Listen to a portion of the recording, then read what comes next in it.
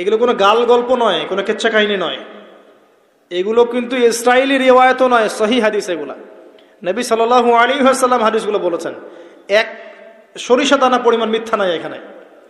এখান থেকে বলতে যাচ্ছিলাম, দোয়া কবুলের অন্যতম একটা উপায় হচ্ছে আপনি কোনো ভালো কাজ করেন গোপনে, যেটা আল্লাহ ছাড়া কেউ জানে না, ওর ওসিলা করে আপনি আল্লাহর কাছে চান, দোয়া কবুল হবে ইনশাআল্লাহ।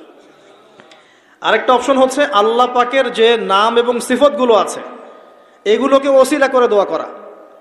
যেমন আল্লাহ তোমার রহমান নামের ওসিলায় আমি তোমার কাছে দয়া চাচ্ছি, তোমার আল গফুর নামের ওসিলায় আমি ক্ষমা চাচ্ছি, তোমার আর রাজ্জাক নামের ওসিলায় আমি রিজিক চাচ্ছি, ওয়াহাব নামের ওসিলায় আমি সন্তান চাচ্ছি, ইত্যাদি।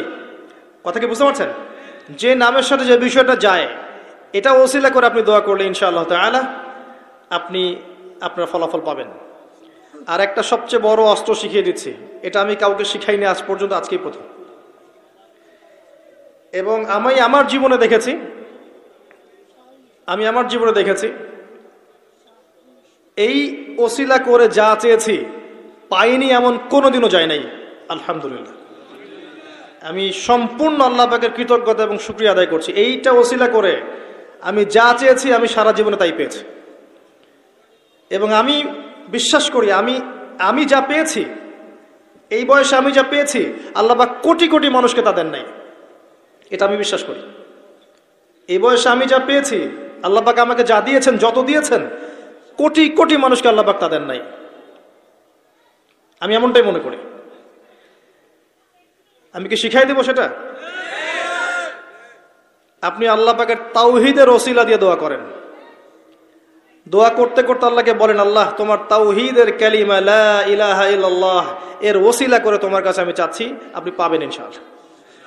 যদি আপনার রিজিক হালাল হয়, যদি আপনার আকীদায় শিরক না থাকে, যদি আপনার আমলে বেদাত না থাকে, ইনশাআল্লাহ পাবেন। এর পরেও দুটা কথা আছে, সেটা হলো যদি দেখেন পান নাই, ইনস্ট্যান্ট পান নাই, মনে করবেন না দোয়া কবুল হয় নাই।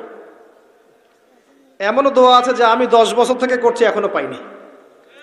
এমনও দোয়া আছে আমি নিজেই 10 বছর থেকে করছি, আমার কাছে মনে হয় 2009-10 সাল থেকে আমি করছি, এখন পর্যন্ত পাইনি, ইনশাল্লাহ পাবো। তো ইনস্ট্যান্ট সব পেতে হবে এমন নয়।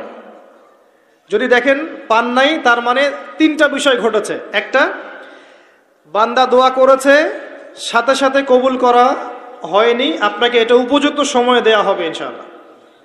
2 নাম্বার, এই যে আপনি আল্লাহর কাছে চেয়েছেন, এর ওসিলা আল্লাহ পাক আপনার আমল, আপনার তাকদীর থেকে কোনো বিপদ আপদ সরিয়ে দিয়েছেন, আপনি বুঝতে পারেননি। আপনি দোয়া করেছেন, হয়তো মনে হচ্ছে আপনি পান নাই, কিন্তু এর ওসিলায় আল্লাহ পাক আপনার তাকদীর থেকে কোনো বিপদকে মিটিয়ে দিয়েছেন, আপনি বুঝতে পারেননি। আরেকটা হচ্ছে দুটার কোনোটাই হয়নি, কিন্তু পরকালে কিয়ামতের মাঠে আল্লাহ আপনাকে দিবেন জন্য জমা রেখেছেন। অতএব দোয়া করলে কোনো লস নাই। বেশি বেশি দোয়া করবেন, সেজদায় বেশি বেশি দোয়া করবেন, ফরজ সালাতের আগে পরে করবেন, নর্মালি হাত তুলে দোয়া করবেন, নফল নামাজ পড়ে করবেন, দান সাদাকা করে করবেন, কোরআন তেলাওয়াত করে করবেন, দোয়া বাড়িয়ে দেন। আত্মশুদ্ধির কথা আমরা যে বলি না, কয়েকটা বিষয় জড়িত।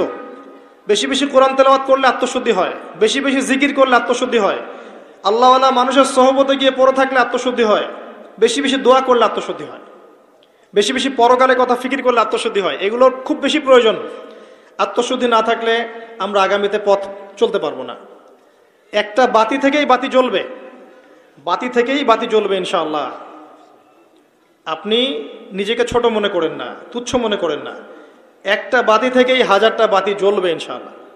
আগে নিজে ঠিক হন, তারপরে কু আনফুসাকুম ওয়া আহলিকুম নারা, নিজে জাহান্নামের আগুন থেকে বাঁচো, পরিবারবর্গকে বাঁচাও। পরিবারকে বাঁচান ভাই। পরিবার খুব কঠিন জিনিস, কারণ পরিবার কথা শুনতে চায় না। হ্যাঁ, দেখবেন মানুষ কথা শুনবে, পরিবারের লোক কথা শোনে না, এমন হবে। তো ওইখানে আপনাকে সবর করতে হবে। যদি দেখেন যে শেষমেশ দাওয়াত দিতে দিতে বুঝাতে বুঝাতে আর কথা শোনেই না, আপনি আলাদা হয়ে যান, তাও ভালো। কথা বুঝতে পারেন নাই? আসহাবুল কাহাফের মতো হয়ে যান, তারপরে আপোষ করেন না অন্যায়ের সাথে। কারণ এই ফিতনাগুলো আপনাকে আল্লাহর পথে চলতে দিবে না, বাধা দিবে, সারাদিন দুনিয়ার ফিতনায় ব্যস্ত রাখবে আপনাকে।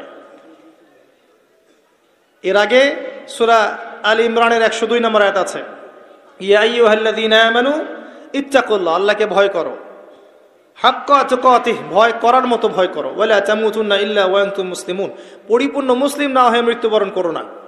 কিভাবে পরিপূর্ণ মুসলিম হবে? ইয ক্বালা লাহু রাব্বুহু আসলিম ক্বালা আসলামতু লিরাব্বিল আলামিন, ইব্রাহিম আলাইহিস সালাম যখনই আল্লাহর কোনো বিধান চলে আসবে, হুকুম চলে আসবে, সাথে সাথে আত্মসমর্পণ, এর নাম মুসলিম। বলবে না যুক্তি কি, দর্শন কি, বিজ্ঞান কি, জিজ্ঞেস করবে না, সে আত্মসমর্পণ করবে, এর নাম মুসলিম। প্রত্যেকটার পিছনে যুক্তি, বিজ্ঞান, দর্শন থাকবে ঠিকই, কিন্তু আপনার বুঝে নাও আসতে পারে, আপনার বুঝে নাও আসতে পারে। বুঝে না আসলে এর মানে এই নয় যে ওর মধ্যে কোনো বিজ্ঞান নাই, কোনো দর্শন নাই, কিছু নাই। ইব্রাহিম আলাইহিস সালামকে বলা হয়েছে সন্তানকে জবাই করো, জিজ্ঞেস করেননি এটা তো আনসাইন্টিফিক, কেন করব, যুক্তি কি, জিজ্ঞেস করেছেন? স্ত্রীকে রেখে আসো, বাচ্চাকে রেখে আসো, জিজ্ঞেস করেছেন? জনমানসূন্য জায়গায় আল্লাহ কি করব, কেন রেখে আসবো? ইসলাম এর নাম, ইসলাম এর নাম, এর নাম নয় এই সেজদা করো, সেজদা করো আদমকে, সে বলছে খলাকতানি মিন নার খলাকতাহু মিন তিন, এর নাম ইসলাম নয়। কথা কি বুঝতে পারছেন? যুক্তি